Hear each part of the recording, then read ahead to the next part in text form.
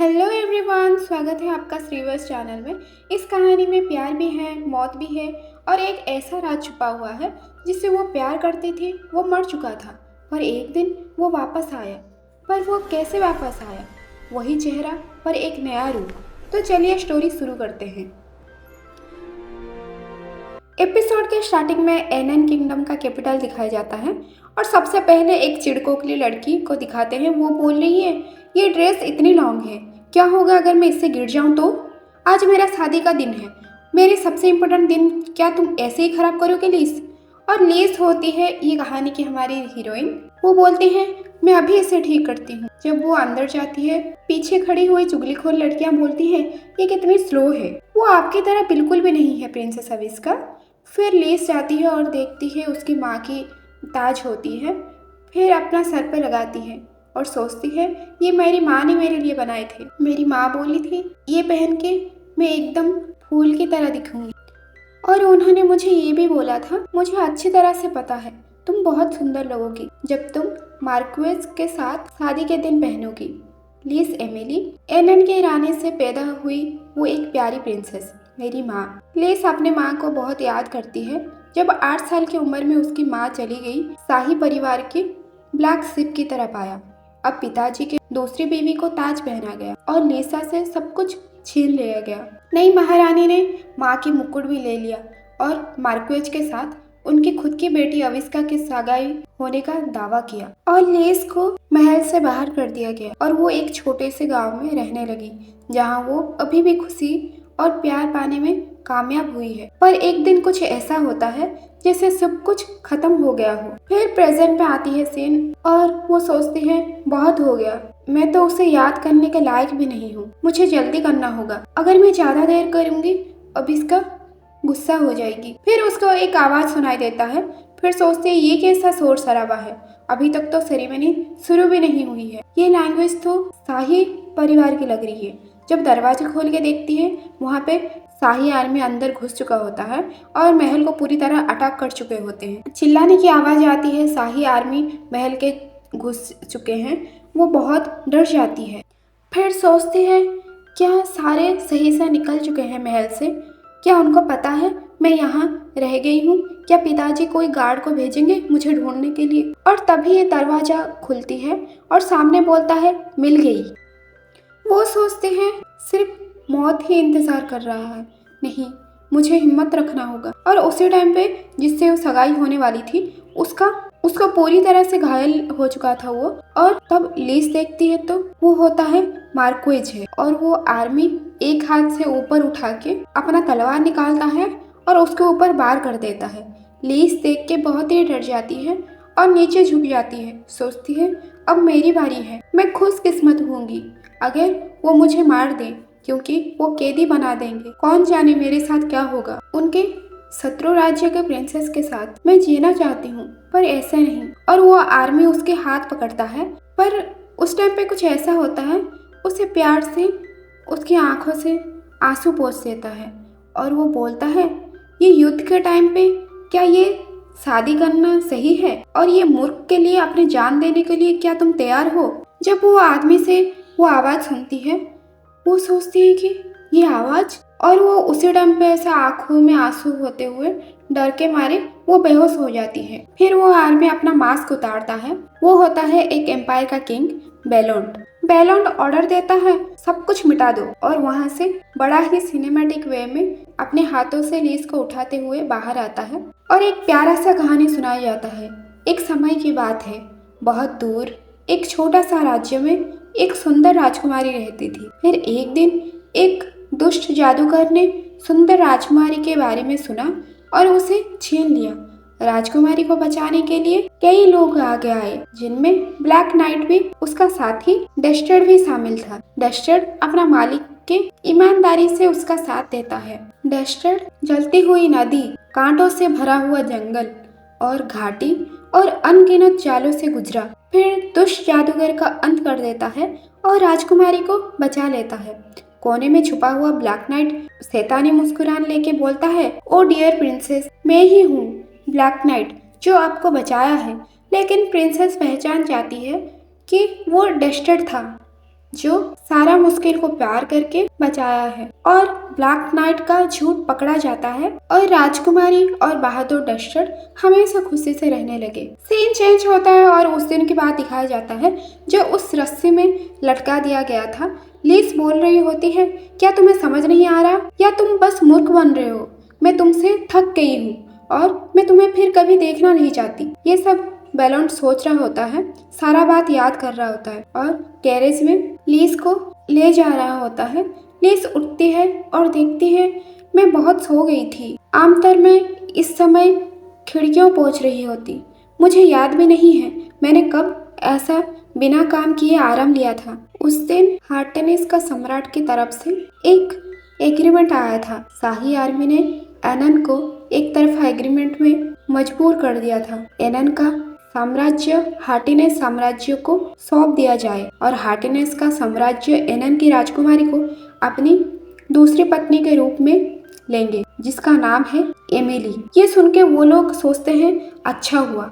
Lease बहुत परेशान हो जाती है और वो चिलकों के लिए लड़की बोलती है, ये कितनी इंटरेस्टिंग रूमर है, तुम उसके रखेल बन के जाओगे। और उसका भाई बोलता है, तुम तो एक उदाहरण बन जाओगे और ये राज्य के लिए तुम्हारा ये सेक्रीफाइस हमेशा से याद रहेगी। और उसके दूसरी माँ बोलती है, ये एग्रीमेंट यही खत्म हुआ। और लीस ये सब बारे में सोच के बोलती है, और मैं अब भी उन्हें परिवार मानती हूँ। असल में तो मैं आश्चर्य हूँ कि ये एम्पायर ने मुझे चुना, अविस्का को नहीं।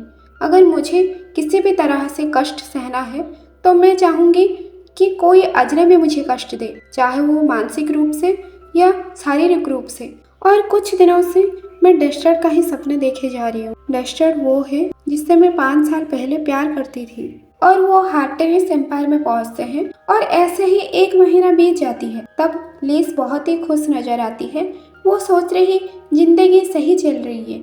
जब मैं पहली बार ये एम्पायर आई थी मैंने सोचा था गाड़ी में सफर करते टाइम ही मेरी जिंदगी के आखिरी पीस है। मुझे लगा था ये लोग मुझे साफ सफाई करवाएंगे, नौकर बना के रखेंगे या फिर शोर की देखभाल के लिए रखेंगे, पर ऐसा नहीं हुआ है। और यहाँ का राजकुमार रक्त और लोहे से बना हुआ इंसान बेलोन 24 साल बारबारियन को पिता के मरने के बाद धोखेबाज चाचा और चाची द्वारा राज सिंहासन से हटा दिया गया था। 3 साल के बाद राजकुमार अपना बदला लेने के लिए वापस आया और कहा जाता है उनके चाचा और चाची को देशद्रोही के अपराध में 200 दिन तक टॉर्चर किया गया और वो कुछ लोग बोलते हैं वो अभी भी काल कोठरी में बंदी है और हार्टेनिस के नए सम्राट के रूप में अपना हक वापस लिया और अपना एनिमी राज्य के ऊपर अटैक करके अपना साम्राज्य को खड़ा किया और लास्ट में एनन को भी जीत लिया।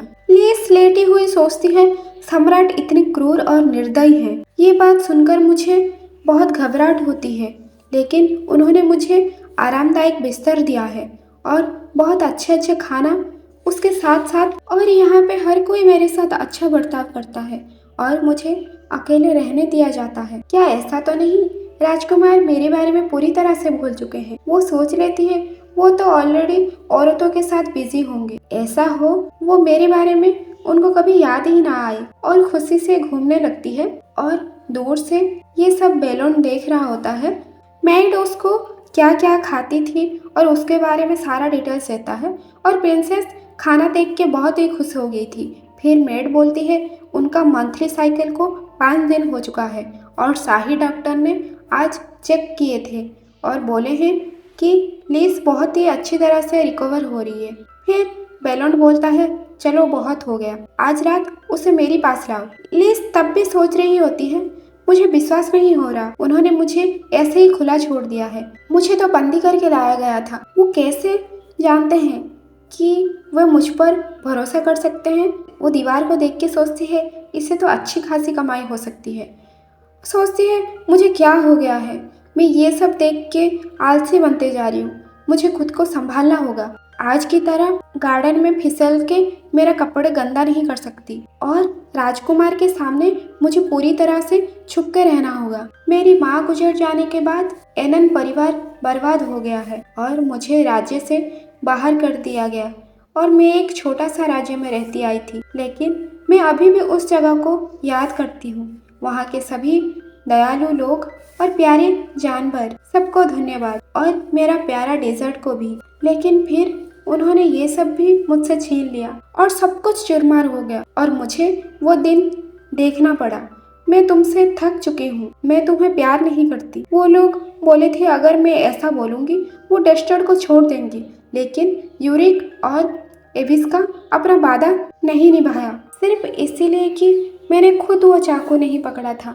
इसका मतलब ये नहीं कि मैं भी इनोसेंट हूँ। हमेशा उसे ऐसी बातों से उसे दुख पहुँचाया है। मैं भी दोषी हूँ। अगर मैं उनके साथ लास्ट तक लड़ पाती, शायद मुझे उस तरह खोना नहीं पड़ता और शायद मेरे पास अभी भी मेरी माँ की तस्वीर होती, रेशम के कपड़ा और किताब होती जो उन्होंने मुझे दिया था, और सारे नौकर भी उसके पीछे बात कर रहे होते।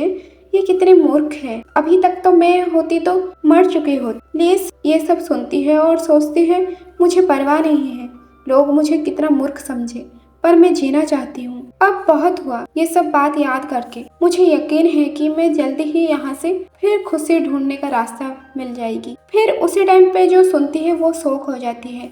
वो मेड बोलती है आज रात आप राजकुमार के साथ सोएंगे, रात में खाने के बाद आपको तैयार किया जाएगा। फिर वहाँ पे और भी घमंडी लड़कियाँ आती हैं और बोलती हैं ये तो और एक रखेल है। मुझे लगा कि ये एक मेड है या नौकर। सारे ऐसे मजाक उड़ाते हैं और एक लड़की बोलती है उसके बालों का रंग तो देखो, ऐसा लग रहा है जैसे कि कोई उसके ऊपर रंग डाल दिया है। उनमें एक बोलती है सुना सब लोग, ये राजकुमारी है जिसे बंदी बना के लेके आया थे। चलो अब तुम अपना अपना परिचय दो।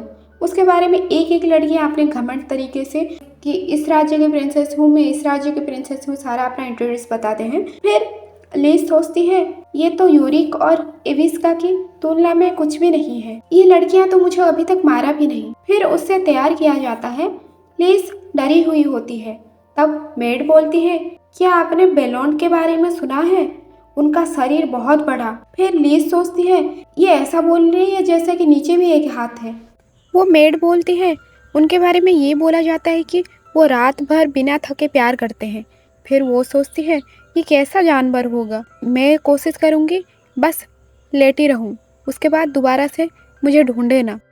और मेड बोलती है जब तक राजकुमार ने नहीं बोला है तब तक आपको आंखों में पट्टी लगा के रखना पड़ेगा, कुछ भी हो जाए आंखों से पट्टी निकालनी नहीं चाहिए। फिर वो जाती है और जब रूम में पहुंचती है बेलोन भी आता है और वो महसूस करती है कि रूम में कोई है। और जब बेलोन की आवाज़ सुनती है वो शॉक हो जाती है। मैं ये आवाज़ को पहचानती हूँ, पर उसको कुछ दिखती नहीं और डस्टर की याद करने लगती है और उधर खड़े खड़े देख रहा होता है बेलोन। बेलोन मन ही मन सोचता है तुम्हें पता भी नहीं होगा मैं ये दिन के लिए कितने दिनों से इंतजार में था। बोलता है प्रिंसेस एनन। वो पूरी रात भर तब तक भी डस्टर की ही याद कर रही होती है और उस टाइम पे पट्टी थोड़ा सा हट जाती है। फिर भी ये बुद्धू लड़की आंखें बंद कर लेती है और सोचती है डस्टर नहीं, ये बिल्कुल नहीं हो सकता। तब बेलोन को ये दिख जाता है और वो जब देखता है कि उसके आंखों से पट्टी निकली हुई है तो वो बोलता है क्या तुमने मुझे देख लिया। फिर लिस बोलती है कि नहीं।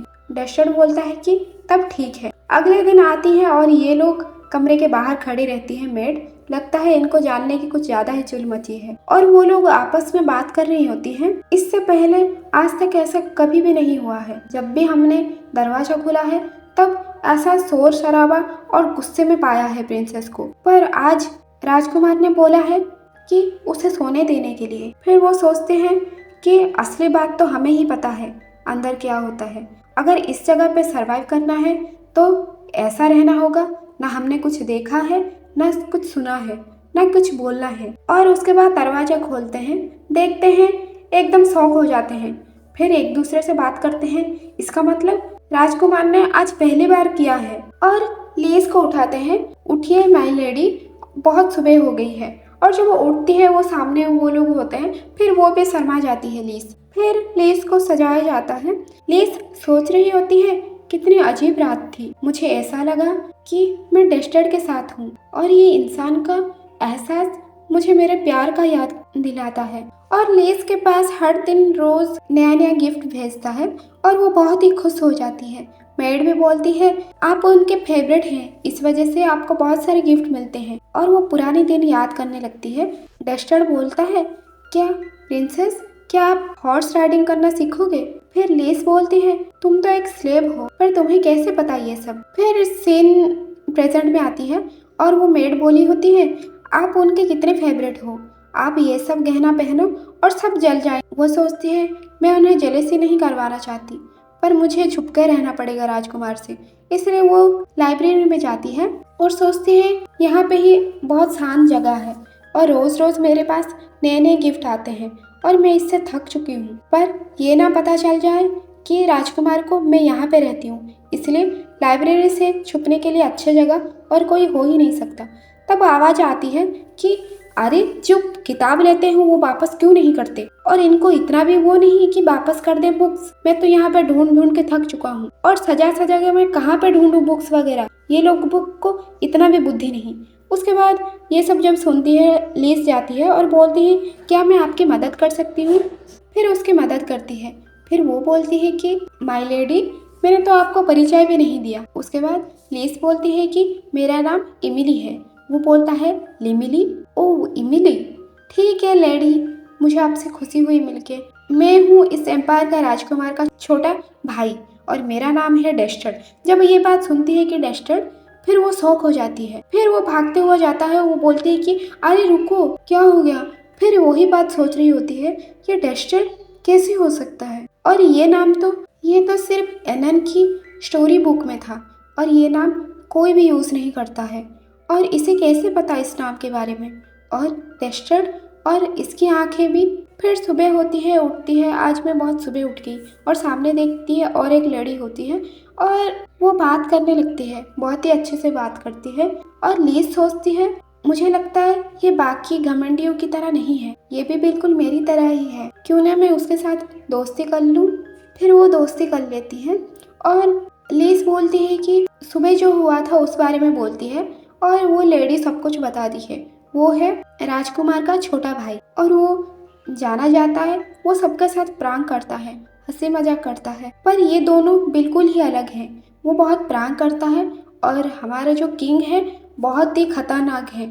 वो सोचती है पर मुझे तो ऐसा बिल्कुल भी नहीं लगा। वो सोच रही होती है कि ये दोनों थोड़ा सा आंखें उनकी सेम सेम है, पर मेरी डस्टर्ड की तरह वो बिल्कुल भी नहीं है। और पुरानी बात याद करती है, कैसे वो डस्टर्ड को मिली थी, कैसे घायल तरीके से जान चली जाने वाली थी, और उसी टाइम पे लिस पहुंचती है और उसको अपने घर लेके आ जाती है और दिन रात उसका अच्छे से ख्याल रखती है। और बहुत दिनों के बाद डस्टर्ड का आंखें खुलती है और लिस जब देखती है क्या आप उठ गए, मुझे बहुत ही परेशानी हो रही थी। फिर उसके बारे में पूछता है आप कहाँ से आए हैं, आपका नाम क्या है? फिर डस्टर बोलता है कि मेरा कोई भी नाम नहीं है। वो सोचती है शायद अपना नाम और ठिकाना बताना नहीं चाहते, इसलिए वो बोलती है कि तो अगर आप कोई भी नाम नहीं है तो मैं क्या आपको एक नाम दे सकती हूँ? फिर उसको डस्टर नाम देती है। डस्टर भी खुश हो जाता है और जब वो वहाँ पे रहते हुए काम कर रहा होता है, हर टाइम में वो छुपके से इसे देख रही होती है और बहुत प्यार से। और डस्टर जब देख लेता है बोलता है तुम जो मुझे ऐसा घूरती रहती हो, अगर मैं इसका पैसा लिया करूं तब तक मैं बहुत ही अमीर हो जाता। और लिस बोलती है ये तुम क्या कह रहे हो, मैं तुम्हें घूर नहीं रही थी। कि बेलोन को दिखाया जाता है सीन में और वो एक सपना देखती है, ऐसा रोमांटिक वाला सपना, आप तो समझ ही रहे होंगे।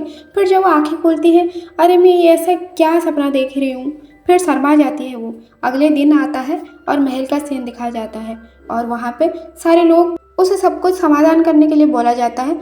और राजा का काम ही क्या होता है, अपना परेशानी लेके आए होते हैं और खुद ही मन बोल रहे होते हैं, पर इसका ध्यान तो होता है लिस के ऊपर। वो तब भी लिस के बारे में सोच रहा होता है और वो बोलता है कि तुमने मुझे नया जिंदगी दिया और मेरा नया नाम भी, और भविष्य में एक नया ऊर्जा, पर तुमने मेरे साथ कुछ ऐसा किया जो मुझे कभी उम्मीद भी नहीं था। तुमने मुझे धोखा दिया है और इसलिए मैं तुम्हें कभी भी माफ़ नहीं कर सकता। पास्ट के सीन दिखाते हैं और कैसे मुझे उन दोनों के साथ में मिलके मुझे फंसाया है और मौत के खाई में मुझे कैसे उतार दिया था। तुम्हारे मुंह से वो बात सुनने के बाद तुम्हें पता भी नहीं होगा कि मुझे कैसा महसूस हुआ होगा। और तुमसे मुझे कभी ये उम्मीद नहीं थी लीस। तब मैंने सोचा था क्या वो वही इंसान थी जिससे मैं प्यार किया था और हमने इतने अच्छे अच्छे पल बिताए थे। क्या मेरी प्यार में इतना धोखा भरा था। फिर उसके बाद उसको तैरना आता था। वो जिस पानी में डूब चुका होता है वो बहुत ही ठंडा होता है,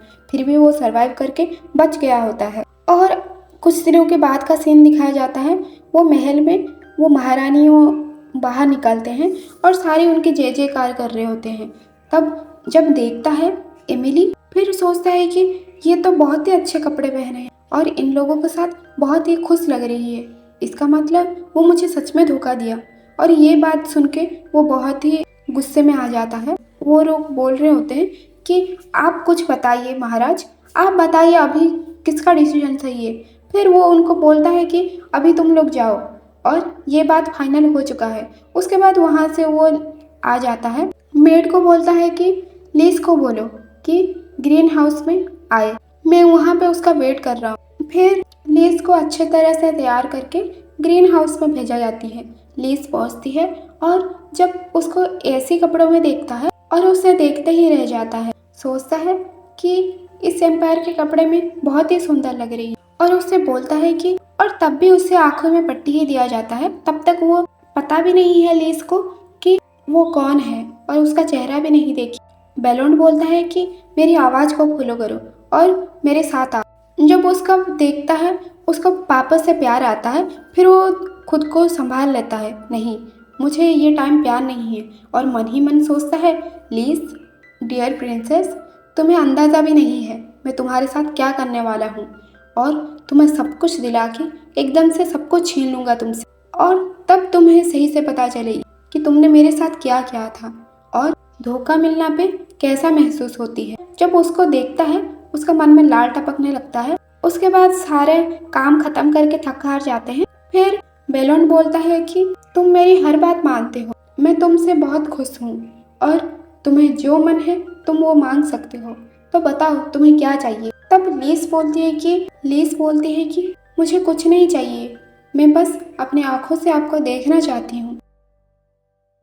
हेलो एवरीवन, स्वागत है आपका श्रीवर्स चैनल में। पिछले एपिसोड में हमने देखा था लीस बेलोन को बोलती है मैं आपको देखना चाहती हूँ और ये बात बता के वो सोचने लगती है वो मुझे अभी गुस्सा होके सजा सुनाने वाले हैं, पर मैं खुद को रोक नहीं पा रही। वही एक इंसान है जो मुझे मेरा प्यार का एहसास दिलाते हैं। और उसी टाइम पे उसकी आंखों से पट्टी हटा देता है। वो जब देखती है सामने उसका प्यार ही है, उसके आंखों से आंसू आने लगते हैं और सोचने लगती है क्या मैं इतने चाहने लगी हूँ जो मुझे इल्यूशन होने लगी। डेस्टर्ड मेरा प्यार, क्या मैं ये सपना देख रही हूँ। फिर डेस्टर्ड उससे वापस किस कर देता है और बोलता है तो हमें कहाँ से शुरुआत करनी चाहिए। साफ दिल वाली लगभग सीधी साधी राजकुमारी के बारे में जिसने पड़ोसी राज्य के एक मरते हुए युवराज को पनाह दी। लीस बोलती है कि नहीं, मेरा मतलब है मुझे कोई जानकारी नहीं थी पहले राजकुमार और अब के सम्राट कैसे दिखते हैं। फिर वो रुकते हुए पूछती है तो फिर आपने कैसे महाराज, आपने कैसे। डेस्टर्ड बोलता है कैसे मतलब मैं कैसे जिंदा बच गया। पास आके बोलता है मुझे कहना ही हो गया, ये सरासर किस्मत है। अगर तुम ये पूछना चाहते हो कि जब मेरे पास युद्ध छेड़ने का समय था तो मैंने तुम्हारे पास लेटर क्यों नहीं लिखा। लीस बोलती है नहीं, बिल्कुल नहीं। हार्टनीज से सत्ता पाने के लिए कितना संघर्ष किया है पूरा एनन भी जानता है। मैं बस कल्पना ही कर सकती हूँ कि सिंहासन पाना कितना मुश्किल रहा होगा। इसमें कोई आश्चर्य नहीं है कि आपके पास किसी और चीज के लिए भी समय नहीं है। और मन ही मन सोचती है क्या हमें इस बारे में बात नहीं करनी चाहिए जो 5 साल पहले हुआ था। क्या वो विश्वास करेंगे कि मैंने उनका जान बचाने के लिए ही उनका दिल तोड़ा था। फिर बोलती है ऐसा लगता है जैसे आपको ढूंढने में इतना समय लग गया। फिर लीज सोचती है तो डेस्टर्ड को कुछ बिना बताए भी उन्हें पता है कि मैं उन्हें धोखा नहीं दिया था। फिर वो हक कर लेती है और सीन चेंज होता है। दिखाया जाता है उसकी मेड उसके लिए एक सुंदर सा छोटा सा चॉकलेट केक लेके आती है। फिर वो सोचने लगती है अब हम एक हो चुके हैं और हमें कोई अलग नहीं कर सकता। पर इस महल में बाकी रानियां बहुत ही नफरत करती है और बहुत ही जलन होती है मेरी वजह से। मुझे ये अच्छी तरह से पता है। फिर अगले दिन आती है और वो ये सोच के जाती है, मैं महाराज को बोलूंगी कि वो मुझे ऐसे ही गिफ्ट ना भेजा करे। वो बाकियां महारानी के बात भी ये याद करने लगती है और उसी टाइम उसको एक स्मेल आती है। वो जब देखती है कि ये स्मेल कहाँ से आ रही है, फिर एक कमरा होता है। जब वो कमरा खोल के देखती है, वहाँ पे एक मेड पड़ी होती है और उसमें से खून बह रही होती है। वो बहुत डर जाती है और चिल्लाने लगती है, कोई है। फिर वहाँ पे पीछे जब देखती है, दरवाजा खोलने जाती है, तब दरवाजे पे बंद कर चुका होता है, बाहर से कोई लॉक कर दिया। फिर वो बहुत ही घबरा जाती है और ऐसा कैसे हो सकता है, फिर चिल्लाने लगती है, हम यहाँ पे फंस चुके हैं। इविस्का की बात भी उसे याद आती है। फिर उसे पता चल जाती है कि वो फंस चुकी है, कि एक षड्यंत्र था। और जब पीछे घूम के देखती है, वहाँ पे जो मेड बना हुआ था वो भी उसका असली रूप में आता है और उसे कोई मेड नहीं होता, वो एक आदमी होता है। फिर वो बहुत ही घबरा जाती है, मैं इस तरह से कैसे फंस गई। और उनका प्लान के बारे में उसे सारा अच्छे से पता चल जाती है और ये सब काम किसके हो सकती है, ये बात भी उसे पता चल जाती है। फिर वो लड़का को परेशान होते हुए बोलती है कि अभी भी तुम्हारे पास वक्त है और तुम जानती नहीं हो मैं कौन हूँ। अगर पता चलेगी, महाराजा को पता चलेगी, तो तुम्हें वो जान से मार देंगे। फिर वो फिर से चिल्लाने लगती है, यहाँ पे मैं फंस गई हूँ, कोई है तो बचाओ, दरवाजा खोलो।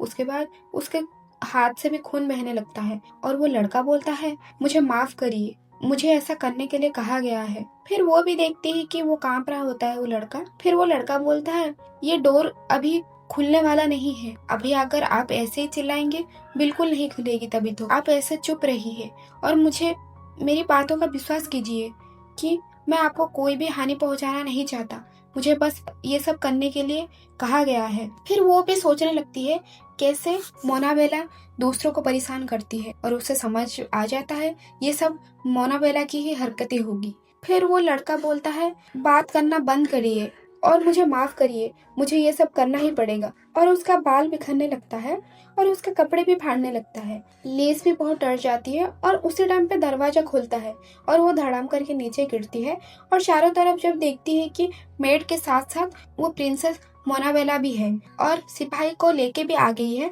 और वो चिढ़ाते हुए बोलती है कि देखो इसे, वो किसके साथ है, मुझे पता भी नहीं है, इसके बाद कैसे मुंह दिखा पाएगी किसी को और महाराजा को क्या जवाब देगी। वो आदमी भी चिल्लाते हुए बोलता है, प्लीज मेरे ऊपर दया करो, मैंने कुछ गलत नहीं किया है। लीस भी चिल्लाते हुए बोलती है, हम इस रूम के अंदर फंस गए थे और हमें फंसाया गया था। वो मोनाबेला मन ही मन सोचता है, मैं भी देखूंगी कैसे वो बच पाएगी। उसके बाद सबके सामने उसे लाया जाता है और ये बात क्लियर करने के लिए उसे बोला जाता है। मन ही मन सोच रही होती है, मैं अभी क्या जवाब दूं, क्या मुझे वो विश्वास करेंगे।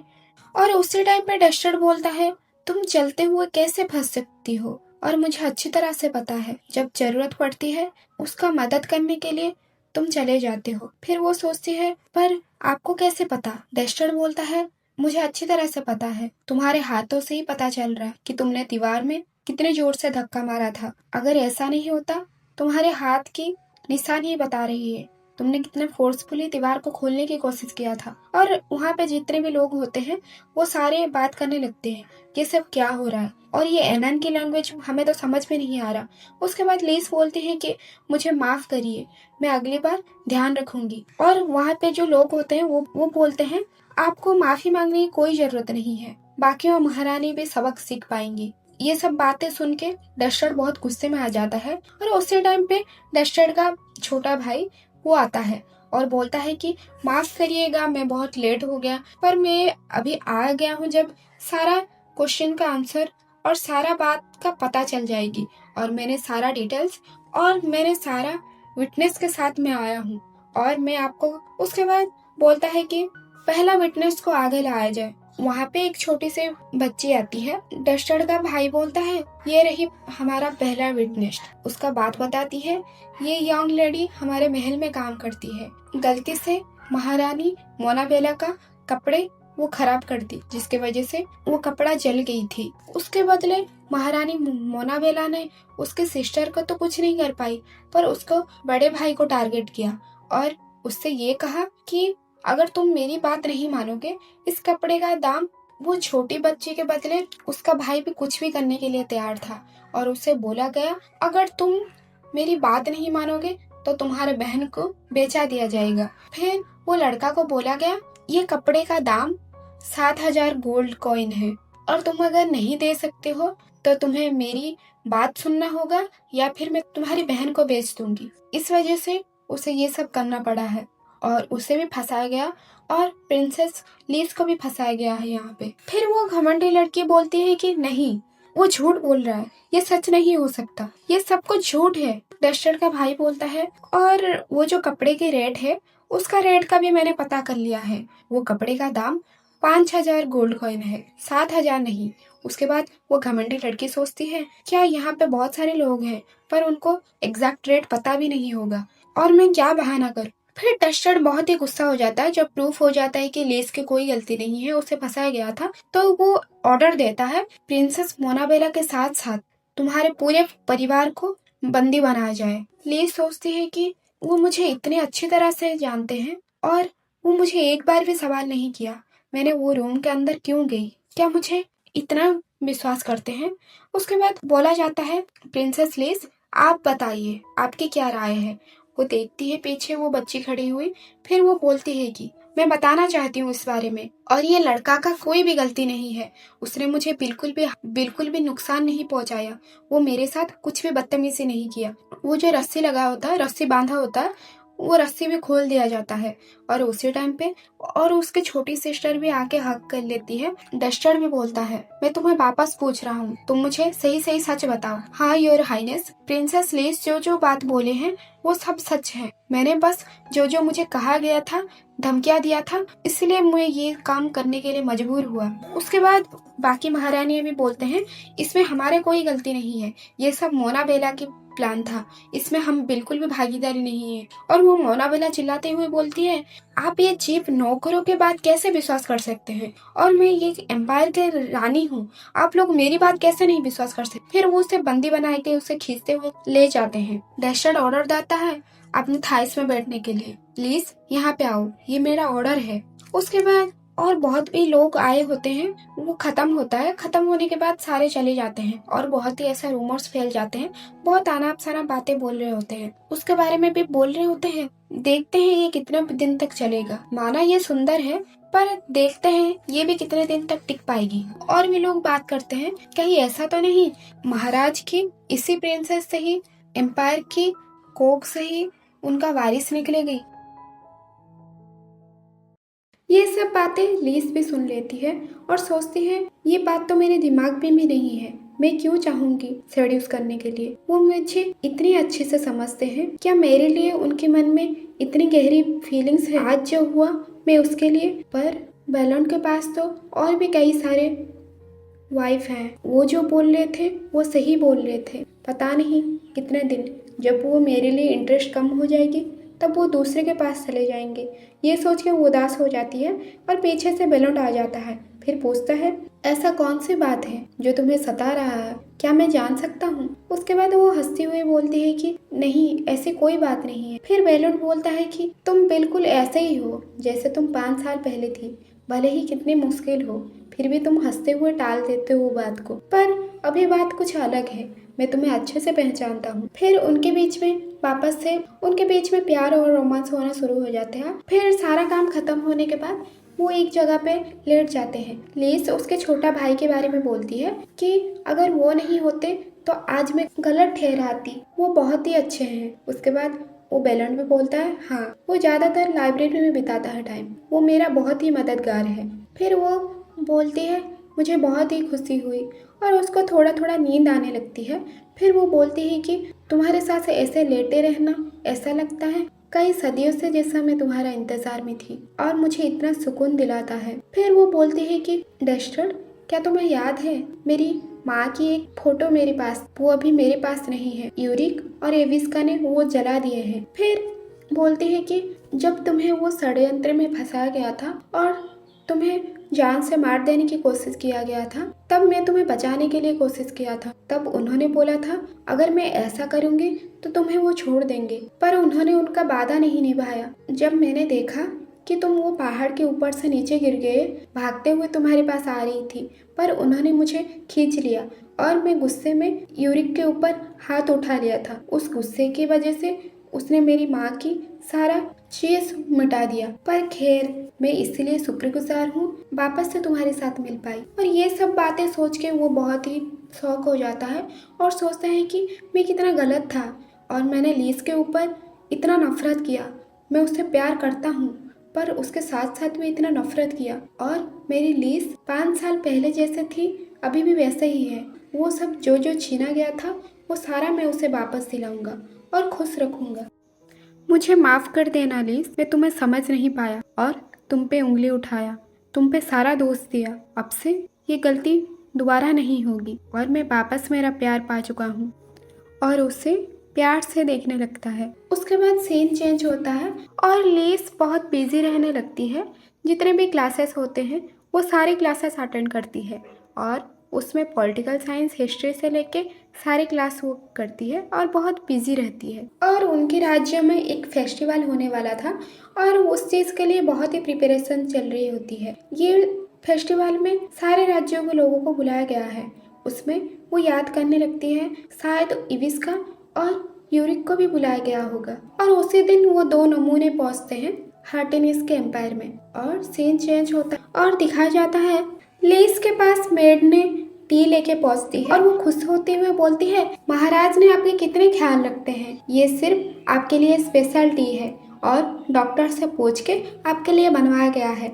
मैं तो आपको पाके बहुत ही प्राउड फील करती हूँ कि मैं आपकी मेड हूँ। फिर वो सोचने लगती है कि ये प्यारी मेड बिल्कुल मेरी नैनी की जैसी है। उसके बाद लीस बोलती है, मुझे हॉर्स राइडिंग के लिए जाना है। उसकी मेड बोलती है कि मैं ध्यान रखूंगी आपका, आप हॉर्स राइडिंग कस्ट्यूम में भी आप बहुत सुंदर लगो।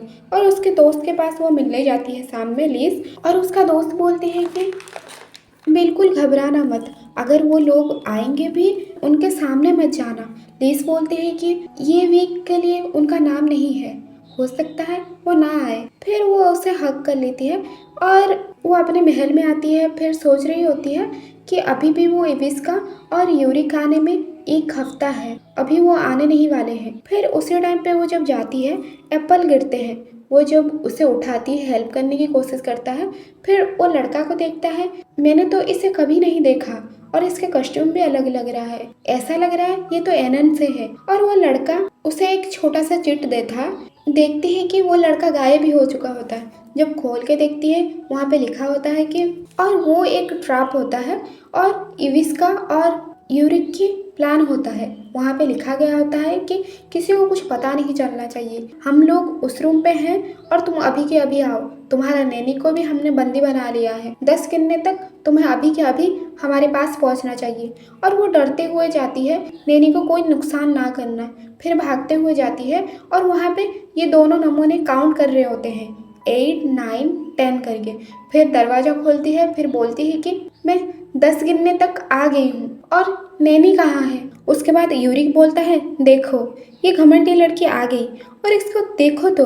फिर वो इविस्का बोलती है कि मुझे लगा तुम्हारी सूखी हड्डी, ऐसा लग रहा है तुम ये महल में अच्छी तरह से रह रही हो, तुम अगर इस तरह भागती हुई ना आती मैं तो तुम्हें पहचान ही नहीं पाती। फिर वो चिल्लाते हुए बोलती है कि नैनी कहाँ है। यूरिक ने उसका हाथ पकड़ लेता है। फिर वो बोलता है कि तुम यहाँ पे एनन में नहीं हो, तुम भूलो मत कि ये तुम्हारा एनन एम्पायर नहीं है। इविस्का बोलती है कि मैं तुम्हारे यहाँ पे कितनी याद से आई थी और तुम मुझे हेलो ना किए बिना तुम सिर्फ अपने नैनी को ढूंढ रहे हो, इतने दिनों से मिले हैं, क्या तुम मुझे हाय भी नहीं बोल सकते तुम्हारी बहन को। उसे जोर से खींचते हुए यूरिक उसे सोफा में फेंक देता है और वो बैठती है और उसे बोला जाता है, मैंने सुना है तुम हर फ्राइडे को महाराजा के बाथरूम में जाते हो और हमारा बात मानो, क्या तुम नहीं चाहते तुम्हारे बहन ये एम्पायर में महारानी बने और इससे तुम्हें ही फायदा होगा और वो तुम्हें हर टाइम पे सपोर्ट करेगी। और तुम ये भी मत भूलो कि तुम्हारे नैनी को हमने बंदी बना के रखा है। और जब वो देखती है कि हाँ मुझे लग रहा है कि यहाँ पे कोई बंदी होके है और वो घबराई हुई भी है, पर ऐसा नहीं लग रहा है कि नैनी की आवाज़ आ रही है, ऐसा कुछ, मुझे यहाँ से निकलना होगा। ये सब के बारे में मुझे डेस्टर को बताना होगा। वो रूम से बाहर जाने की कोशिश कर रही होती है, पर उसी टाइम पे वो नमूना यूरिक ने उसका बाल पकड़ लेता है और बाल पकड़ के खींच के नीचे गिरा देता है। वो बोलता है कि क्या तुम हमको मूर्ख समझते हो? तुम्हें क्या लगता है तुम ऐसे करके चले जाओगे तो हमें कुछ पता नहीं चलेगा और सारा हमारे प्लान के मुताबिक से होगी। हम जो कह रहे हैं वो तुम्हें करना पड़ेगा, और अगर तुमने किसी को भी बताने की कोशिश किया, फिर उसी टाइम पे एक छोटा सा बोतल लेता है और उसे पिला देता है। और जब उसको पिला देता है उसका शरीर भी जलने लगता है। वो सोचती है कि ये क्या था, मेरा पूरा शरीर जलने लग रहा है। फिर वो बोलता है कि ये एक पॉइजन है, और तुम अगर किसी को बताने की कोशिश करोगे, कोई भी होशियारी करने की कोशिश करी, तो तुम खत्म ही हो जाओगे। इसीलिए हम जो कह रहे हैं तुम्हें वो करना पड़ेगा। बेलोंड और इविस्का के साथ तुम्हें बाथ रूम में उनको साथ ले जाना पड़ेगा। और चिंता मत करो, हमें तुम्हें इतनी आसानी से मौत नहीं दिया है। ये पॉइजन काम करने में और भी टाइम है, इसलिए तुम अच्छी बच्ची की तरह अपना काम कर लो, तभी जाके तुम्हें इसका एंटीडोट मिल सकता है। वो भागती हुई जाती है और उसका तबीयत और हालत खराब होने लगती है और वो परेशान होकर जाने लगती है। यूरिक और इविस्का को पता भी नहीं है बेलोंड कौन है। अगर पता होता ये लोग डस्टर्ड को भी मारने के लिए षड्यंत्र बनाते, तो मुझे जैसे भी करके डस्टर्ड के पास जाना होगा और इस सब के बारे में बतानी होगी। पर नहीं, मैं ये नहीं कर सकती। अगर मैं ये सब बताऊंगी डस्टर्ड को, तो मेरे साथ साथ जो मासूम है उनको जान को भी खतरा हो सकता। तो मुझे पहले डॉक्टर के पास जाना होगा और उनको बताना पड़ेगा कि वो पॉइजन कैसे टाइप की थी। और जब वो जाती है डॉक्टर के पास, तब वहाँ पे पहले से ही डस्टर्ड होता है और एक दवाई के बारे में बात कर रहे होते हैं। डॉक्टर बोलता है कि शरीर के लिए हानिकार हो सकता है। डस्टर्ड बोलता है कि नहीं, कोई बात नहीं, ये मेडिसिन खाना ही पड़ेगा। डस्टर्ड बोलता है ऐसा बिल्कुल नहीं होना चाहिए कि लीज के पेट में मेरा बच्चा हो, इसलिए मुझे ये दवाई देना पड़ेगा। ये बात जब सुनती है, लीज को बहुत ही दुख पहुंचता है और वो वहाँ से आ जाती है वो रूम से। और वो सोचती है कि क्या मुझे इतना नफरत करते हैं, इसका मतलब वो मेरे साथ बच्चा पैदा करना नहीं चाहते और मेरा बच्चा भी कभी पैदा नहीं हो सकता। क्या मुझे इतनी हद तक नफरत करते हैं?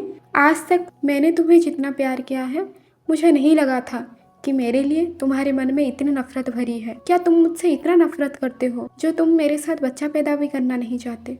क्या तुम्हारे मन में यही सब था? क्या तुम मेरे साथ इतना दिनों से प्यार करने का दिखावा कर रहे थे? सीन चेंज होता है और वो दवाई डस्टर्ड पीता है और उसके पास वो खबर भी आ चुका होता है। एनन एम्पायर के इविस्का और यूरिक यहाँ पे पहुंच चुके हैं। वो सोचता है कि ये लोग यहाँ पे क्या कर रहे हैं, पर उनका लिस्ट तो इस वक्त आने का नहीं था। मेरा अभी के अभी शेड्यूल चेंज करो और मैं चाहता हूँ ग्रीन हाउस में लीज को देखना और मेरे लिए फुटपाथ प्रिपेयर करो। उसके बाद वहाँ पे जाते हैं। लीज को अपने प्यार से अपना पेट धो रहा होता है और पूछता है आज मैंने जो सुबह तुम्हारे लिए टी भेजा था, क्या तुमने वो पिया? फिर लीज सोचती है कि ये इसीलिए पूछ रहे हैं कि मैंने वो पॉइजन टी पिया कि नहीं, मेरा बच्चा कभी भी पैदा ना हो सके। फिर जब लीज की तरफ देखता है, वो मन ही मन डस्टर्ड सोचता है आज इविस्का और यूरिक भी आए हैं। मुझे अच्छी तरह से पता चल गया कि ये लोग मेरी लीज के साथ कैसा ट्रीट करते थे और महल में कैसे कैसे बर्ताव होती थी। पर मुझे बाद में पता चली उस दिन इविस्का और मार्कुस का साथ शादी हो रहा था, ना कि लीज के साथ। पर मैं अभी इस चीज़ के लिए शुक्रगुजार हूँ कि मुझे लीज वापस मिल पाई है। और सोचता है मैंने इतने दिनों से नफरत किया, पर अब नहीं, अब हम एक हो चुके हैं। मेरा प्यार बस लीज ही है, इसके अलावा मैंने किसी को नहीं सोचा, ना ही मैंने किसी को चाहा। और वापस से उनका प्यार होना शुरू हो जाता है। माथे पे किस करता है और उसका हवस भी जाग उठता है और इन दोनों के बीच में रोमांस शुरू हो जाता है। वो पूछता भी है तुम बहुत ही बीमार लग रहे हो। फिर लीज बोलती है कि नहीं, ठीक से सो नहीं पाई, इसलिए मैं बीमार लग रही हूँ। उसके बाद सारा काम खत्म होने के बाद खबर आता है कि सब कुछ तैयार है योर ग्रेस। फिर डस्टर्ड बोलता है कि हाँ, मेरा बाथरूम प्रिपेयर करो और इविस्का को भी बोल दो कि मैं उसे बुला रहा हूँ। फिर ये बात जब सुनती है लीज, तब बहुत ही टूट जाती है और सोचती है कि तो आखिर तुमने अपना बदला ले ही लिया और मुझे इस तरह से छोड़ दिया और तुमने मुझे ये धोखा दिया। क्या तुम इससे खुश हो? पर मैं ये नहीं सह पा रही। उसके बाद वो चिड़कोखली लड़की से पास खबर जाती है कि महाराज ने आपको बुलाया है उनका नहाने के कमरे में। फिर वो बोलती है इतने जल्दी, ये तो बहुत जल्दी हो गया। फिर उसी टाइम पे उसका नमूना भाई ड्रिंक लेके आता है। फिर उसे बोलता है कि ये लीजिए महारानी, आपके लिए ड्रिंक। आप जल्दी ही हार्टेनिस एम्पायर के महारानी होने वाले हैं, इसलिए आपके लिए तो ड्रिंक होना ही चाहिए। फिर वो चिड़कोखली लड़की सोचती है, देखो तो जरा कैसे घुटन बल बैठा है, ऐसा लगता है ये बिल्कुल कुत्ता जैसा है। फिर वो बोलती है, तुम ही मेरा एक सच्चा भाई हो जो मेरे हर बात समझते हो। और मन ही मन सोचती है, इसके अंदर कोई भी रॉयल खून नहीं है, वो लो स्टेटस के आदमी है। और पूछता है, क्या मैं सुंदर लग रही हूँ और मैंने किस तरह से फंसाया है, मुझे अच्छी तरह से पता है। और इसमें ये महाराजा भी कोई अलग नहीं है, मुझे तो बहुत ही आसानी है मैं उन्हें फंसाने के लिए। मैं तो एक चुटकी में उसे फंसा सकती हूँ, और कैसे फंसाया जाता है उसका राज भी मुझे अच्छी तरह से पता है, जो कि मेरी माँ भी ये प्लान अप्लाई किया है। और पूछती है, मैं कैसे दिख रही हूँ। फिर यूरिक बोलता है, बिल्कुल एकदम परी की तरह, जो बिल्कुल वो स्वर्ग जैसे शक्ल की लीस की तरह नहीं दिखती, कहीं गुना सुंदर दिखती हो। उसके बाद वो खुश हो जाती है और बोलती है कि देखा नहीं वो स्वर्ग जैसे लड़की को, वो कैसे उसका सजा भुगत रही है, बिल्कुल ऐसा ही है जैसे कि उसने अपने लवर को खोई थी। अभी फिर से उसका सदमा लगने वाला है और वो खुशी खुशी चली जाती है। और ये सब यूरिक देख रहा होता है और उसके मन में भी इतना नफरत भरा होता है। वो सोचता है कि ना लीस ना इबिस का, तुम दोनों को मुझसे बहुत ही नफरत है। तुम दोनों अपने खून की वजह से तुम्हारी मन में इतने घमंड भरा है। अगर मुझे तुम लोग कुत्ते की तरह व्यवहार करते हो, और अगर तुम और मैं एनन की राजा कभी नहीं बन पाऊंगा जब तक तुम मेरे रास्ते में हो। पर अभी नहीं, अब सारा मेरी प्लान के मुताबिक होगा। उसके बाद सीन चेंज होता है और मेड उसे लेके जाती है डस्टर के नहाने के रूम में। और वहाँ पे उसे बोला जाता है कि आपको आंखों में पट्टी बांधनी पड़ेगी, ये महाराजा की ऑर्डर है, आपको फॉलो करना होगा। फिर उसके आंखों में पट्टी बांधा जाता है और वो उसके नहाने हुए रूम में जाती है और वो सोचती है, मैंने ज़िंदगी में आज तक इतना नर्वस नहीं किया जितना मैं आज कर रही हूँ। और उसी टाइम पे डस्टर की भी एंट्री होती है और वो डस्टर बोलता है कि प्रिंसेस, वहाँ पे आप क्या कर रहे हैं, आइए मेरा मालिश कीजिए। फिर एविस का सुनती है, फिर सोचती है कि कितना सेक्सी आवाज़ है। और जब उसका मसल देखती है, जब उसका मसल्स को वो छूती है, तब सोचती है कि इसका मतलब लेस को लग रहा होगा कि सारा मजा वही लेगी, पर अब से ये आदमी आज के बाद अब सिर्फ मेरा। डस्टर बोलता है, क्या एनन रॉयल फैमिली को सबको पता है कि तुम यहाँ पे आके पहुँच चुकी हो? चिड़कोखली बोलती है, मैंने माँ के पास एक चिट्ठी छोड़ के आई थी, उन्हें तो अभी तक पता चल ही गई होगी। फिर वो बोलता है, मुझे ऐसा लगता है तुम एक ऐसा इंसान हो जो सोचने से पहले ही कूद जाती हो। क्या यही रीजन है जो तुमने मेरा इनविटेशन एक्सेप्ट किया? तुम एक पालतू जानवर नहीं हो, तुम एनन किंगडम को रिप्रेजेंट करते हो और तुम उसके साथ साथ एक प्रिंसेस भी हो। तो ये बात अजीब नहीं लग रहा जो तुमने इतनी आसानी से मेरा इनविटेशन एक्सेप्ट किया? फिर वो मन ही मन चिड़कोखली सोचती है, क्या वो मुझे इतना इजी समझता है?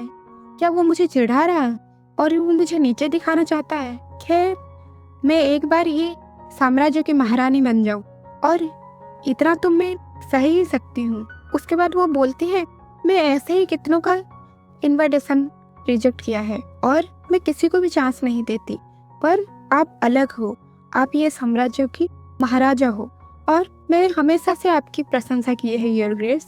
उसके बाद वेलन बोलता है, अगर तुमने हमेशा से प्रशंसा किया है तो दूसरों के साथ शादी करना क्यों चाहा? वो बोलती है, ये मेरा मर्जी से नहीं हुआ था, मैं जब पैदा नहीं हुई थी इससे पहले ही ये सब डिसाइड हो चुका था और मेरे पास और कोई रास्ता ही नहीं था। फिर वेलन बोलता है, कितना दुर्भाग्य की बात है, तुम एक प्रिंसेस हो पर 20 साल की उम्र में ही तुम एक विधवा बन गई। ये जब सुनती है, क्या विधवा? वो मुझे ऐसा लग रहा है जैसे कि कोई बुढ़िया हूँ मैं। वेलन बोलता है, और अब तुम मुझे नहला रहे हो, और इससे दुर्भाग्य की बात और क्या हो सकती है? वो बोलती है, कुछ लोग ऐसे ही बोलेंगे, पर आपको नहीं लगता यही चीज मुझे स्पेशल बनाती है मुझ में? अगर मुझे ये साम्राज्य मेरा जगह दे दो तो मैं आपको खुद से कर दूंगी और आपको जो चाहिए वो आपको मैं दिला दूंगी। बेलन बोलता है, तुम और तुम्हारी बहन दोनों अलग हूँ। ये सब उसके बारे में ये बात सुन के वो बहुत चिढ़ जाती है और सोचती है वो अभी भी उसके बारे में बात कर रहा, मुझे कुछ करना पड़ेगा। मुझे याद आ रहा है एक दिन की बात है और वो बहुत ही गुस्सा हो गई थी। फिर बोलती है कि ओह मैं ये क्या बोल दी, ये तो मेरे मुंह से ऐसे ही निकल गई अचानक से। आप ऐसा कहिए जैसे आपने कुछ सुना ही ना। फिर बेलन पूछता है, बताओ क्या कहना चाहते थे। और वो चिड़कों के लिए बोलती है, अगर मैं उसके बारे में बता दूं ऐसा नहीं लगेगा मैंने उसको एक्सपोज कर दिया है और उसकी गंदी आदतें बता दिया है। वो पूछता है, क्या गंदी बात। फिर वो मन ही मन खुश हो जाती है, सोचती है कि ये काम कर गया। और उसके बाद बोलने लगते हैं ये बहुत टाइम की पहले की बात और उसका एक लवर भी था, वो एक स्लेव था। और ये बात जब सुना हमें तो विश्वास ही नहीं हुआ कि उसको ये भी नहीं पता वो कहाँ से आया है, क्या करता है। फिर भी उसके साथ रहने लगी थी और उसका नाम सही से याद नहीं आ रहा, बहुत ही बेकार नाम है और नाम का लास्ट अक्षर टी है। फिर बेलन बोलता है, डी बेलन तो नहीं।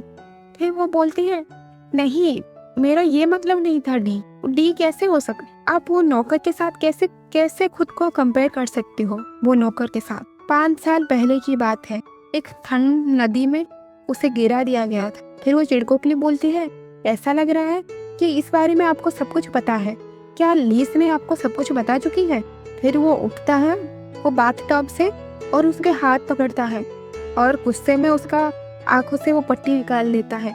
जब वो देखती है बेलन ही डस्टर था, फिर बहुत ही शौक हो जाती है। फिर बेलन बोलता है, किसी कोई सोचा भी नहीं होगा कि मैं वापस से आऊंगा और ये साम्राज्य का मेरा सिंहासन भी मेरा हो जाएगा। मैं तुम्हें ऐसा सबक सिखाऊंगा तुम जिंदगी भर याद रखना। फिर वो बहुत ही घबराती हुई बोलती है, नहीं ये नहीं हो सकता, ये कैसे हो सकता है। डस्टर बोलता है, बहुत दिन के बाद हम मिल रहे हैं विस्का, ये बात बिल्कुल ऐसी तरह है जैसे तुम खुद शेर के मुंह में आ गई हो।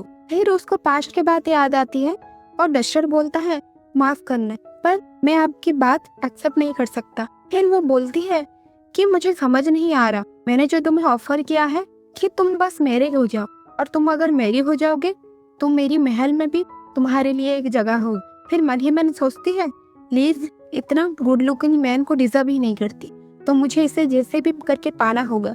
पर उस टाइम पे उसका प्रपोजल का वो रिजेक्ट कर देता है और लीज की तरफ देखती हुई बोलती है कि नहीं मुझे यहाँ रहना है। फिर वो जब ये बात सुनती है वो बहुत में गुस्से ही आ जाती है एविस का और बोलती है कि उसका हिम्मत कैसे हुआ कि वो मेरे प्रपोजल को वो रिफ्यूज किया, क्या वो जंगली लीज के लिए। फिर जाके उसके भाई को बोलता है, वो गरीब नौकर क्या समझता है खुद को, वो मेरी बात को उसने रिजेक्ट किया और मेरी बात नहीं माना। फिर वो एरिक बोलता है, क्यों ना हम उसे रस्सी से लटका दें। इविस्का बोलती है कि हाँ, उस किनारे एक नदी में जिसमें ठंड नदी बहती है उसमें से उसे रस्सी में बांध के उसे काट देते हैं। जब वो पूरा ही बह जाएगा और उसे अच्छी तरह से पता चलेगा मेरे साथ पंगा लेने क्या नतीजा है। फिर सेम प्रेजेंट में आता है और गुस्से में डस्टर बोलता है कि जवाब दो इविस्का, ऐसा क्या रीजन है जो तुम्हें जिंदा रहने के लिए छोड़ दूं। क्या तुम्हें मैं एनन को ऐसे ही छोड़ दूं? क्या ये बात अच्छी नहीं होगी कि मैं तुम्हारा सारा हड्डियों को चूर चूर करके भेज दूं वापस? फिर वो इविस्का बोलती है कि नहीं, ये मैं नहीं थी और मैंने ऐसा कभी भी नहीं किया, ये सब यूरिक की काम है और मुझे इस बारे में कुछ भी नहीं पता थी। और मेरा स्टेप ब्रदर उसने मुझे डराया था, धमकाया था, इस वजह से मैं ये सब करने के लिए मजबूर हुई और मेरे पास कोई भी रास्ता नहीं था। फिर डस्टर बोलता है, क्या मजाक है, ऐसा तो लगता है नहीं कि तुम लोग क्लोज रही हो, तुम लोग तो बहुत क्लोज हो, फिर तुम ऐसे कैसे बोल रहे हो, तुम्हें डराया वो? उसके बाद इविस्का बोलती है, हाँ वो मुझे डराया। और दूसरा सीन दिखाया जाता है, ग्रीन हाउस में लीस रो रही होती है और वही टाइम पे यूरिक भी पहुंचता है, उसके हाथ में एक चाबुक होता है और उसको मारने लगता है। वो एक सबके लिए सरदर्द की है और उसका गुस्सा को कोई कंट्रोल नहीं कर सकता, वो बड़ों को भी सम्मान नहीं करता और हमारे लिए एक बोझ की तरह है। और आज सुबह लीज को पॉइजन दिया गया है। बस इतना ही मुझे पता है। उसके बाद ये बात जब सुनता है डस्टर, फिर बोलता है अगर ये बात सच है तो बताओ कि कौन सा पॉइजन उसे दिया गया है। वो इविस्का बोलती है कि मुझे वादा करो, अगर मैं ये सारा सब कुछ बता दूंगी तो मुझे जिंदा मेरी एनन किंगडम में वापस भेज दोगे और तुम मुझे टॉर्चर नहीं करोगे। डस्टर पूरा गुस्से में आ जाता है। इविस्का बोलती है कि उसके लिए एक ही एंटीडोट हो सकता और ये बनाना बहुत ही इम्पॉसिबल है, इसके लिए बहुत टाइम लगता है। आंखों में आंखें डाल के बोलती है अब तुम क्या करोगे। फिर उसका गला पकड़ के उसे नीचे धक्का दे देता है और गार्ड को बोलता है इसको रूम में बंदी कर लो और तब तक उसके साथ कोई नहीं मिलना चाहिए जब तक मैं ना बोलूं। फिर उसके बाद चिल्लाता हुआ जाता है कि लीज कहाँ है। पीछे से इविस्का बोलती है मुझे जो पता थी मैंने वो सब बताया। वो जो एंटीडोट है, अलग सीन दिखाया जाता है।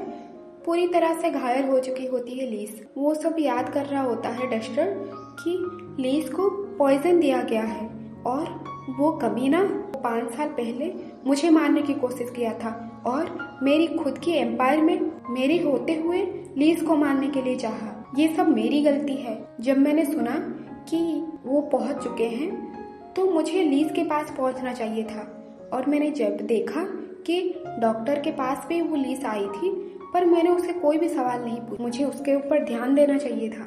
ये सब मेरी गलती। मैं ये एम्पायर का महाराजा किस मतलब का, जब मैंने लीज को भी प्रोटेक्ट नहीं कर पाया। आज वो बहुत टायर्ड लग रही थी पर मैंने सोचा मेरी वजह से वो प्लेजर ले रही है, मैं खुद को दोषी ठहरा रहा हूँ। पर इससे पहले मैं जान से यूरिक को मार डालूंगा। और जब वो लीज के पास पहुँचता है तब देखता है कि लीज खून खराबा होके नीचे गिरी है और वो पूरी तरह से घायल होके पड़ गई है। यूरिक उसे देखता है, उसे पहचान नहीं पाता है वो। फिर बेलोंड को जब देखता है वो बोलता है कि ये डोर तो लॉक था पर तुम अंदर कैसे आए। ये तो सिर्फ इविस्का एनन को पता था, तुम्हें कैसे पता चला कि मैं यहाँ पे हूँ। फिर वो बेलोंड बोलता है तुम्हारी हिम्मत कैसे हुई, रॉयल फैमिली एनन का पालतू कुत्ता, तुम्हारी हिम्मत कैसे हुई। और जोर से उससे धक्का दे देता है और वहाँ पे एक धमाधम फाइट हो जाता है। और जब वो लात मारने की कोशिश करता है उसका पैरों में लात मार के उसका पैरों के साथ साथ उसका हाथ भी मोड़ देता है। फिर वो यूरिक बोलता है कि तुम ये क्या कर रहे हो, तुम अपने आप को खुद को समझते क्या हो। और वो तलवार लेके यूरिक को हाथ में पकड़ाता है और बोलता है कि तुम्हें बहुत केयरफुल रहना चाहिए, ये तलवार बहुत डेंजरियस हो सकता है। और उसके सीने में खोप देता है और वो नीचे गिर जाता है और उसको खून बहने लगता है। फिर बेलोंड बोलता है तो तू जानना चाहता है कि मैं कौन हूँ। याद कर 5 साल पहले तूने एक एनन के छोटा शहर में तूने मुझे मारने की कोशिश किया था और मैं ही हूँ वो स्लेव डस्टर, तूने जिसे पेड़ में रस्सी से बांध के वो रस्सी काट दिया था और मैं वो पानी में बह गया था। फिर ये बात सुन के वो बहुत ही शौक हो जाता है और उसे याद करने लगता है। डस्टर बोलता है मैं ये हार्टेनिस एम्पायर का राजा हूँ, बेलोंड हार्टेनिस। यूरिक जब ये बात सुनता है उसे एक सदमा लगता है। तुम दोनों एक जैसे ही हो, नीच, गिरा हुआ और शैतान दिमाग वाले। फिर यूरिक चिल्लाते हुए बोलता है उसके कहने के बाद ही मैंने सब कुछ किया है। बेलोंड उसके सीने में लात मार देता है और इधर इविस्का को दिखाया जाता है और वो हॉल में सोच रही होती है कि अभी तक वो नल्ला यूरिक आया क्यों नहीं, मुझे तो बहुत ही परेशान हो रही है। ये सीन में इधर बेलोंड उसका पॉकेट से दवाई ढूंढने लगता है और उसे एक टैबलेट मिलती है। क्या यही वो एंटीडोट है जो इविस्का बोल रही थी। और उसके पॉकेट में जो था तो लीज के पास जाता है। लीज आंखें खोलो लीज, मुझे माफ कर दो, तुमने ये पॉइजन पिया है, मुझे इस बार में खबर भी नहीं लगी और मैं जान भी नहीं पाया। और ये लो दवाई खाओ, चलो मुंह खोलो और जितना जल्दी हो सके ये टैबलेट खा लो। और लीज इतना पूरी तरह से घायल हो चुकी है, उसे कुछ कहाँ पे हो ये भी नहीं उसे समझ में आता। फिर बेलोंड बोलता है लीज क्या तुम मुझे सुन पा रही हो। और बोलता है कि डॉक्टर आते ही होंगे, इसीलिए तुम्हें डरने की कोई जरूरत नहीं है, ये दवाई खाओ तुम पहले। इविस्का मुझे सब कुछ बता दिया और उसे ये भी नहीं पता था कि मैं ये साम्राज्य के महाराजा हूँ। मैं तो उसे सबक सिखाने के लिए उसे मैंने बुलाया था और उसके मुंह से सारी बातें निकलवा लिया। पर ये सब बातें मैं तुम्हें बताना नहीं चाहता था, खुद से ही मैंने हैंडल करना चाहता था। अगर ये सब बातें तुम जानोगे तो तुम्हें हर्ट होगी, इसलिए मैंने कुछ नहीं बताया था। जब ये बात सुनती है वो सोचती है तो इसी वजह से उनका नहाने के रूम में उसे बुलाए थे। फिर वो देखने लगती है। फिर लीज बोलती है, लेकिन क्या तुम मुझसे नफरत नहीं करते हो? बेलोंड बोलता है, क्या नफरत? फिर वो बोलती है, बेलोंड मेरे बारे में तुम क्या फील करते हो? फिर आंखों से आंसू निकलते हैं। बेलोंड सोचता है इसका मतलब लीज को पता चल गई। उसको प्यार करने के साथ साथ उसे हेट भी करता था। बच्चे पैदा करना भी नहीं चाहते हो। आज डॉक्टर से जो बात कर रहे थे मैंने वो सब कुछ सुना। फिर बेलोंड बोलता है, क्या तुम्हें ये बर्थ कंट्रोल के बारे में कैसे पता? वो बोलती है, तो इसका मतलब मैं सही थी। इससे तो अच्छा मैं पॉइजन पी के ही मैं अपना जान दे दूं। अगर मैं ऐसे मर भी जाऊंगी तो मुझे बिल्कुल भी दुख नहीं होगी। फिर बेलोंड बोलता है, जब भी लीज के बारे में बात आता है तब मैं मूर्ख बन जाता हूँ। मैं बस इतना चाहता हूँ तुम ये दवाई खा लो, उसके बाद मैं तुम्हें सारा बात बताऊंगा। पर ऐसा लग रहा है जब तक मैं तुम्हें ये सारे बात क्लियर नहीं करूंगा तब तक तुम ये दवाई भी नहीं खाओगे। तो सुनो, वो जो बर्थ कंट्रोल की टैबलेट थी वो तुम्हारे लिए नहीं थी, वो मेरे लिए थी। डॉक्टर बोला था अगर ये दवाई बार बार लिया जाएगा तो शरीर के लिए बहुत ही नुकसानदायक है, तुम्हारे शरीर के लिए।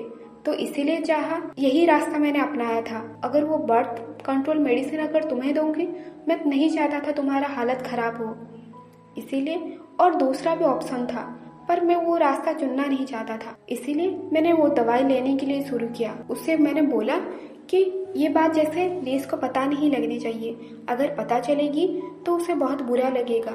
तुम्हारा कंडीशन अभी इम्प्रूव हुआ है पर पूरी तरह से रिकवर नहीं हुए हो अभी तक, इसीलिए मैं नहीं चाहता था कि तुम्हें मैं प्रेग्नेंट करूं और तुम्हें कोई मुसीबत के ओर ढकेल दूं।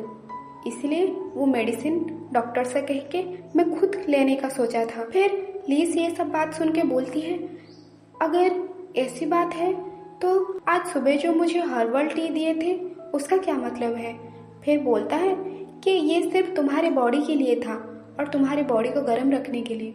ये जब बात सुनती है फिर शॉक हो जाती है और सोचती है कि क्या मैंने इतनी गलतफहमी पाल रखी थी? तो ये बस सिर्फ टी ही थी, नॉर्मल टी। फिर बेलोंड ऑर्डर देता है और इसको सेंट्रल हॉल में लेके चलो और सबको अभी के भी बुलाओ, जो जो एनन किंगडम से आए हैं उन लोगों को सबको बुलाओ और सभी वहाँ पे रहनी चाहिए। फिर वो टैबलेट निकाल के देता है, प्लीज ये लो खाओ टैबलेट। और इधर वो चिड़कों के लिए लड़की सोचता है कि यूरिक ने वो एंटीडोट को कहाँ पे रखा, क्या पॉकेट में रखा था या कोट में रखा था?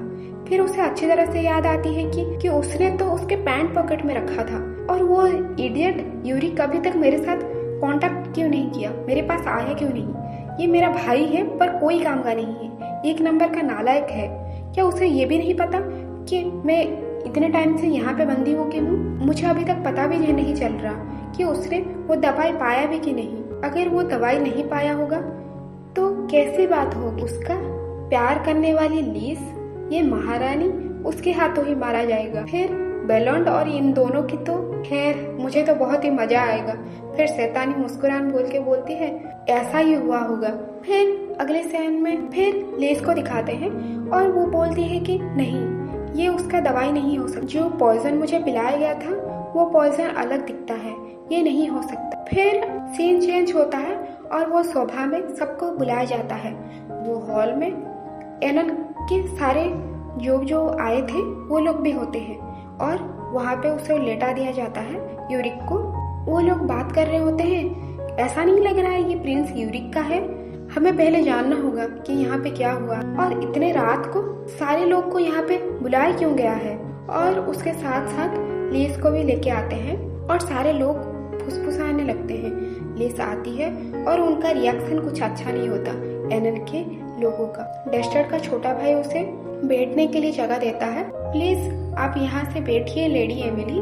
और वो बोलता है कि आज ये एम्पायर के सारे लोग यहाँ पे मौजूद हैं। लीज सोचती है, पर ये यहाँ पे मेरे बगल में खड़े क्यों हुए? डेस्टर का भाई बोलता है, भाई ने मुझे ये सब करने बोला है कि मैं हमेशा से तुम्हारे बगल में रहूं। और तुम्हें प्रोटेक्ट करूँ। ये बात सुन के लीज को बहुत ही अच्छा महसूस होता है और वो सोचता है, ऐसा लगता है कि मेरा भी एक परिवार है। फिर बेलॉन्ड उस टाइम पे बोलता है, मैंने आधी रात को इतने जरूरी मीटिंग में आपको आप सभी को बुलाया है। यहाँ पे जो गिरा पड़ा है वो है एनन किंगडम का प्रिंस यूरिक, और उसने ये महल में आके मेरे होते हुए ये लीज को मारने के लिए कोशिश किया और इसीलिए मैंने उसका जान ले लिया है। फिर लोग बात करते हैं, क्या लीज वही है जो किंग को फेवरेट प्रिंसेस है, एनन का प्रिंसेस है?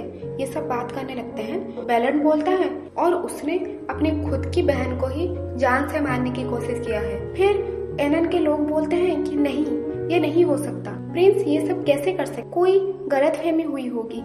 एनन किंगडम के फैमिली वाले और बहुत ही काइंड हैं। कि तुम लोगों को क्या लगता है, मुझे नहीं पता कि लीज वहाँ पे कैसे ट्रीट होती थी और उसके साथ क्या क्या जुल्म होता था।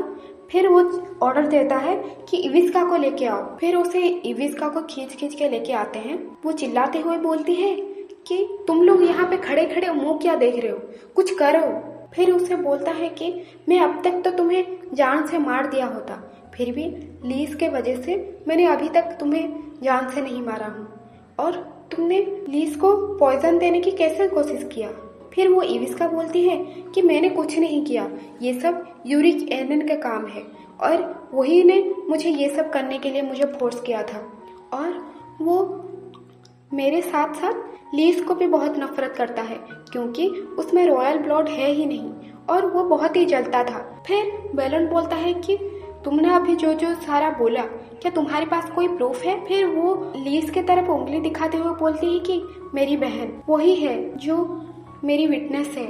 फिर लोग भी उसे देखते हैं लीज को कि उसके हाथों में और हर जगह के शरीर में और कैसे चोट आई है, फिर भी उनको शकल ऐसा बनता है।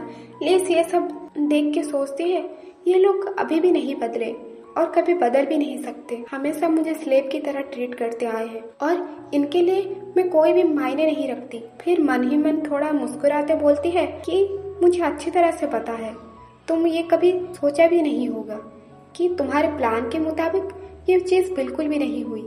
फिर लीज को सब कुछ बात याद आता है कि उन्होंने उसके साथ क्या क्या किया था। फिर लीज बोलते हैं कि हाँ, यूरिक ने मुझे पॉइजन देने की कोशिश किया था, कि नैनी को हमने बंदी बना लिया है और उसका जान के खतरा है, ये सब तुम्हारी काम थी। इविस्का को देखते हुए बोलती है। फिर इविस्का बोलती है कि मैंने तुम्हें बताया था ना, वो मुझे डराने की कोशिश किया था और मुझे धमकियां दिया था, इस वजह से मुझे ये सब करने के लिए मजबूर हुआ। फिर डस्टर्ड का भाई बोलता है। फिर डस्टर्ड उसके पास जाके बोलता है, क्या तुम भूल गई कि तुम हार्टेनिस एम्पायर में हो? टॉर्चर और ऐसे घिनौने काम के लिए यहाँ पे परमिशन नहीं है। फिर वो चिल्लाती हुई चिड़कों के लिए बोलती है, लीज को देखते हुए बोलती है, तुम नीच मैं नहीं, नीच तुम हो। अगर मैं ना चाहती तो वो तुम्हारी जगह पे मैं होती। फिर बेलॉन्ड जब ये बात सुनता है फिर चिल्लाते हुए बोलता है, ये साम्राज्य की महारानी है तो तुम्हें उसको सम्मान देना पड़ेगा, क्या इतना भी नहीं पता? फिर ये बात सुन के वो शौक हो जाती है। चिड़कों के लिए बोलती है, क्या महारानी? सारे भी शौक हो जाते हैं और डस्टर्ड का भाई बोलता है, ये बिल्कुल भी अच्छा प्रपोजल नहीं था, ये प्रॉपर टाइम भी नहीं है। लीज भी सोचती है, क्या इस साम्राज्य की महारानी? और उसको उसी टाइम पे खबर आता है कि हमने ढूंढ लिया है और वो एनन की ही एक मेड है कि हाथ पैर में बहुत चोट आई है, फिर भी वो उनके रूम क्लीन कर रही है। ये बात सुन के साबित हो जाता है कि वो एनन से नहीं, हार्टेनिस के एक मेड को वो परेशान की थी। फिर उसे बोलता है वो मेड को जल्दी से डॉक्टर के पास लेके जाओ। फिर इविस्का बोलती है, योर मैजेस्टी, मैंने तो आपको बताया था कि दवाई कहाँ पे है। और डस्टर्ड बोलता है कि हाँ, तुमने बोला था कि उसका कोट में दवाई है और लीज को मैंने दे भी चुका हूँ। और वो शैतानी मुस्कुरान लेके बोलती है, वेल, मुझे लगता है कि यह सही टाइम आ गया है सच बताने का। आपने वो जो दवाई खाया था वो उसका असली दवाई नहीं है, वो जो पॉइजन है उसका दवाई और कुछ है, और वो कहाँ पे है वो मुझे अच्छी तरह से पता है। उस टाइम पे उसके पॉकेट में निकालती है वो दवाई। फिर बैलन बोलता है क्या? इसका मतलब तुमने मुझे झूठ बोला। बॉटल में निकालती है उसका दवाई और नीचे गिरा देती है और वो पूरा बिखर के चारों तरफ हो जाता है।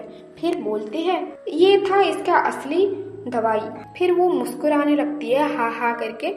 उसके बाद ध्यान आता है कि अरे ये तो मैं सबके सामने मैंने हंस दिया और मेरी असली बात निकल के आ गई। फिर डस्टर बोलता है